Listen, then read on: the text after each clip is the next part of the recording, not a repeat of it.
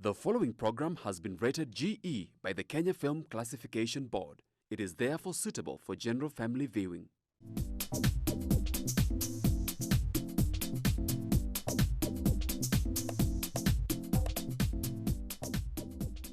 Hello viewers, welcome to Chungu cha Jamii. I'm your host Eunice Mugo. It is yet another year. Happy New Year. I hope you enjoyed your Christmas holiday, your time with your kids, you had a great bond and a time of being together with family and also visiting other less privileged people and embracing them to be part of our community.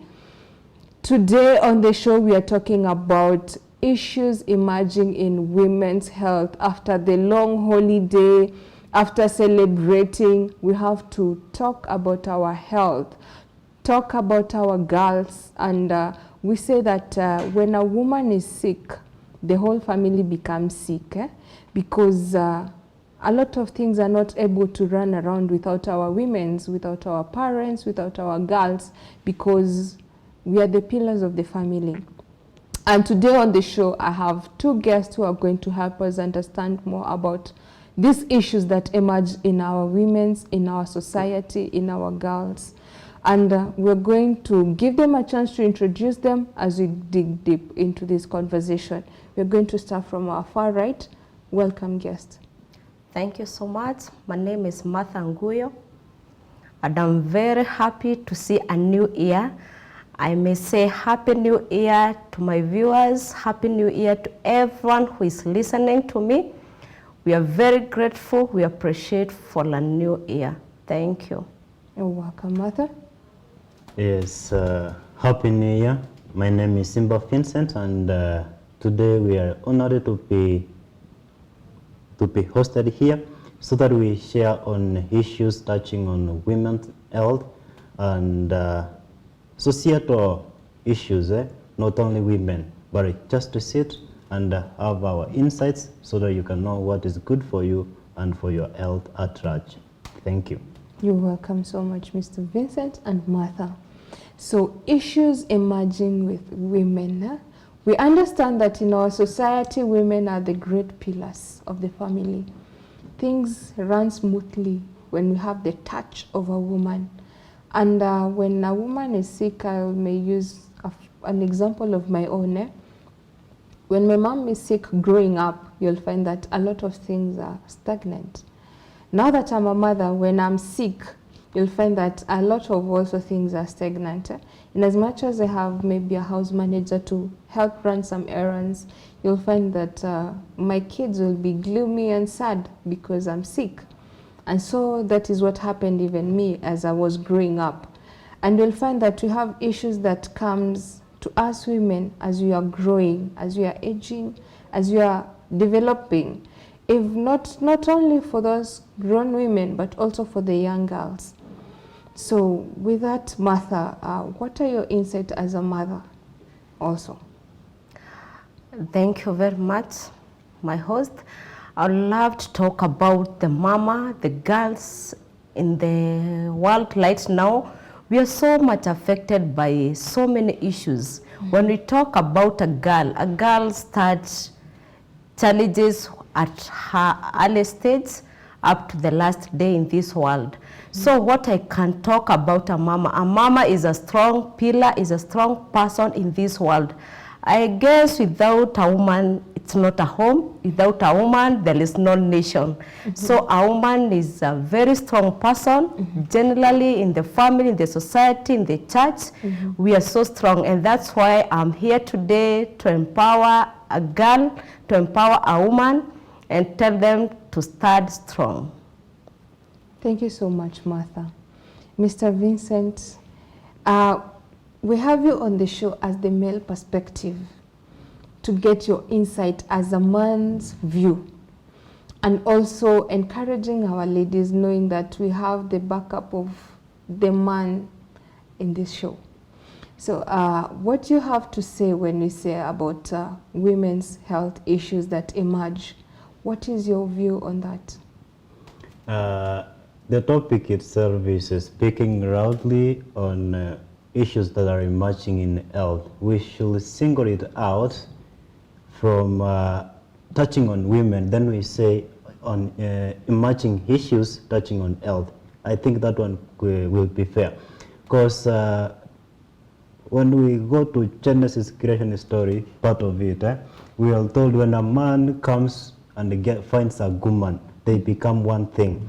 And when this partner who have joined together in marriage, they have become couples. When a partner is going to be suffering health-wise, then the couple going to stand. So here I am to say it is matters to do with health that are emerging right now. So we are going to give more weight on issues that are more prevalent in women, less prevalent in men. Yeah. Thank you so much for coming. So some of the issues that have been going through or having a heavyweight load in our society is to do with the girl child.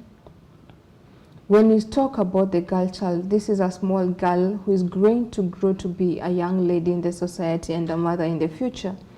Let's start with the common issue of menstrual cycle. We find that from as early as 10 years, with our generation, with the lifestyle that you are having, children girl child get the menstrual periods at an early age. As unlike before, with our parents, you could hear them say, I even got married before I could get my menses. Because then they could get married at an early age. So you'll find them saying at the age of 18, I had not found my menses. But right now you'll find as early as 10 years, we've had cases of a young girl as early as 9 years getting pregnant simply because one can only get pregnant because you've started getting your menses. And you'll find that at this early age, getting your menses, some are regular, some are irregular.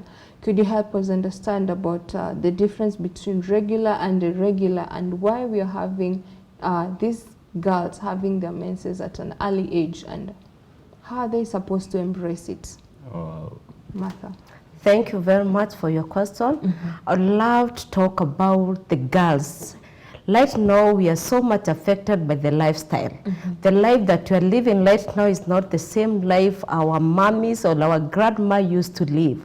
Right now, a girl at the age of 7 years, she looks so big, like she is of 13 years old. Yeah, it's all about due to lifestyle. Whatever we are feeding our kids with.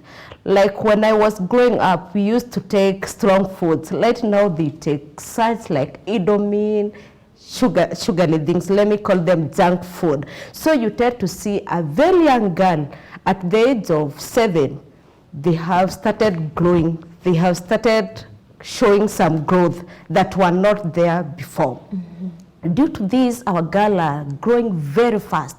At the age of 9, we like parents, we are expecting of anything. Maybe this girl can talk about menses at any time from 7 years. It's all about the lifestyle. So as a parent, as a mother in the house, we have to start high and know how to tackle this with our girl. We have to give them education as early as possible because there are those who will face the long cycle and the short cycle. There are those who will have the hormones issues.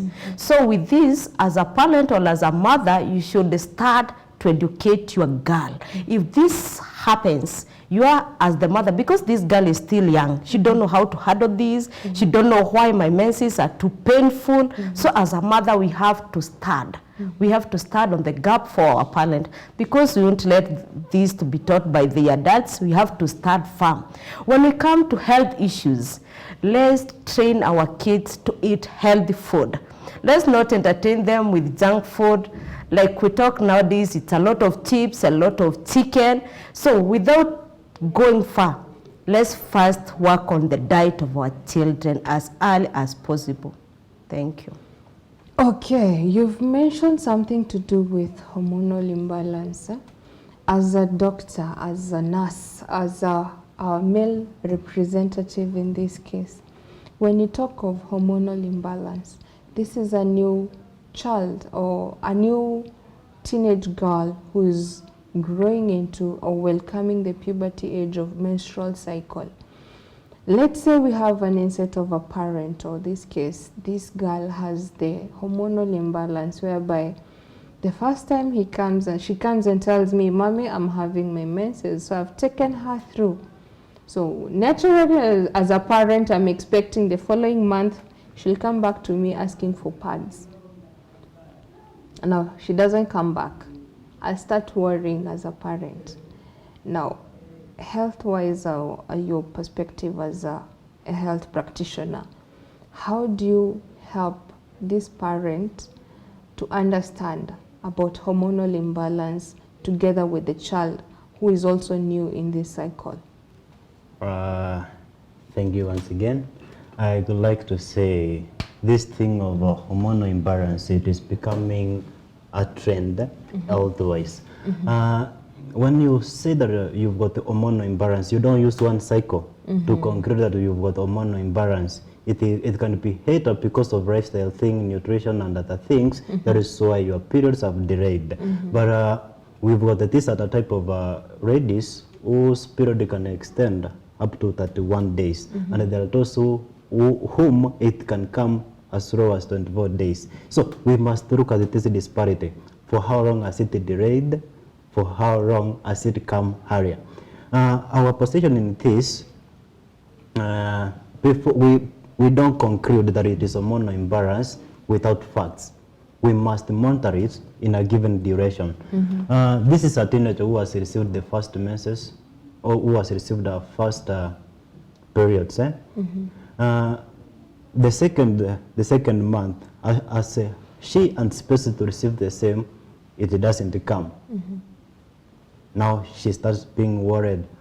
Either I did pray, no, this game hide and seek, it went bad on me. No, if you haven't done anything to deter you from your cycle, then give it another time. So the second time, the third time, that is when you're going to start saying, now my hormones are not balanced. You know, these are follicles which are developing. And for a follicle to develop, it needs to get a signal from the ovaries. So if you can't get a signal yet, there is another thing which is on the way. So we must create the way for us to develop another follicle. Yeah. That one you have touched on an early teenage girl.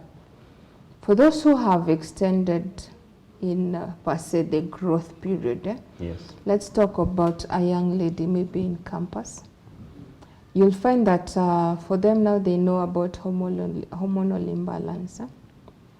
I've had such a case of a lady who's having menstrual cycles of her menstrual cycle, he goes for 2 weeks. And after the 2 weeks, she's not going to experience the same cycle for the next 6 months. Is this normal for you as a mama, having such a girl in your house who is having menstrual cycle, heavy flow for 2 good weeks, and for the rest 6 months, she's happy, no stress, no nothing? Is it normal? Wow. For me, I can say it's not normal. That's where we are talking about imbalance of hormones. Now what we do here when we come to our company now, when we talk about the therapy, it's all about the heat. Thermotherapy, it's about the heat. Now this girl need to do something we call therapy, some sessions of therapy. I go back and say therapy it's not only for the sick. Therapy is for everyone, from childhood to the last minute of our life in this world. We need to do therapy, because I think we do say information is power. Yeah, sure. Whatever is affecting our generation right now, it's a lot of ignorance. When we talk about therapy, they tend to think that therapy is only for the elderly people. When we talk about therapy, they think it's only for the sick. But therapy is for everyone. If I don't manage my hormones at early stage, it will come to affect me later. Now, what I suggest or what I can advise each and everyone, especially a girl child, if you're bringing up a girl child, it's always good to start medication as early as possible. Don't just wait, because that girl you're talking about, she did not just wake up one day in a campus and it started. Again, those they think they're too knowledgeable to do some issues. You see something we call the family planning issues. They start the family planning issues at the early stage. You see a girl, 12 years, she knows the family planning. 13 years, family planning. So that's why I'm talking as a mother, as a parent, we have to stand up for our kids. Let's give the advantage and the disadvantages of those drugs, because they will affect us in one way or the other. Now that we've mentioned about contraceptives, the family planning, from the word family planning, I take it literally as I want to manage a family. And here you said it's a young girl in campus who they've started using them.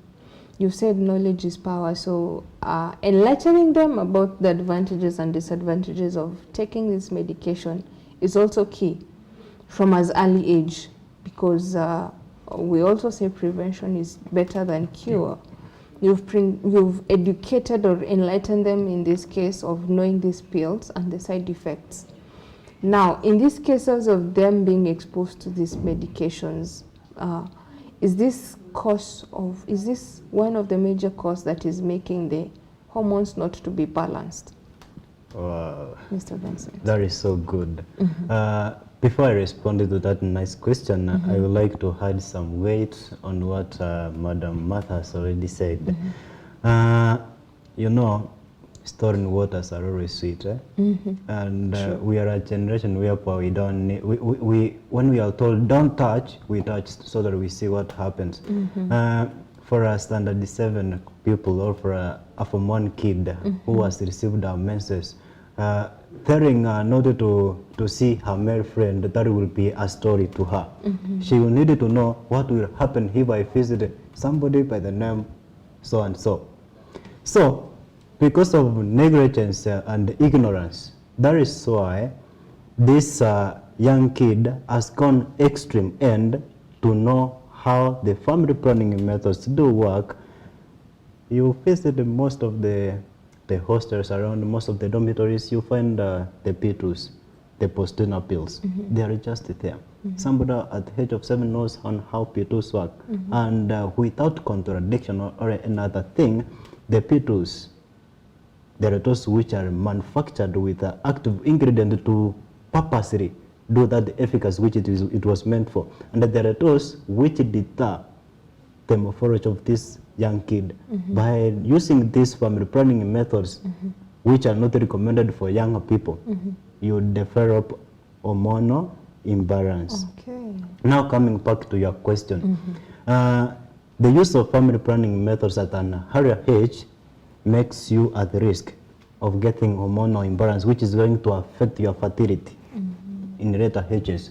Number 2, on the same, the use of family planning methods at a younger age makes you dependent on other external drugs. For example, when you received your first periods, you didn't experience pain, but at the second time it's going to be more painful. Amenorrhea. The reason being, you changed the morphology. Now the cycles are not coming in harmony. And it is not only family planning methods, diet comes in. If you do take a lot of foods which stimulate the body heat, you become so active. You know, sometimes back when we were in high school, we used to take githeri with a lot of kerosene to lower our energy, so yeah, energy levels. Nowadays it is not there. We used to hit githeri with a lot of menengai. Nowadays it is not there. So this one puts people at risk of trying to experiment at chemicals which are not recommended for use. Yeah. Given that we've talked now of a young girl, we've talked of a young lady. Yes. Now let's talk of this post-grown woman in the society. We have issues to deal with fibroids. that is becoming so rampant at our generation. You'll find for those who have prolonged with age, they have issues to do with fibroids, and we have those who develop fibroids at an early age. We have different analogies about fibroids and how they come along to for us women to have it in our body. So I'd like to understand at what age does one know this is fibroids? Do you have to go to the hospital? And if we are going to the hospital, what brings about fibroids in us women? But before you answer us, let's take a short break so that we'll tackle in more depth. Wow. So viewers, we're going to take a short break. We'll continue this conversation after this. Continue on sending your SMSs, your queries to across all our social medias network. That's GBS TV Africa. Our SMS line is 2144. We'll be back shortly.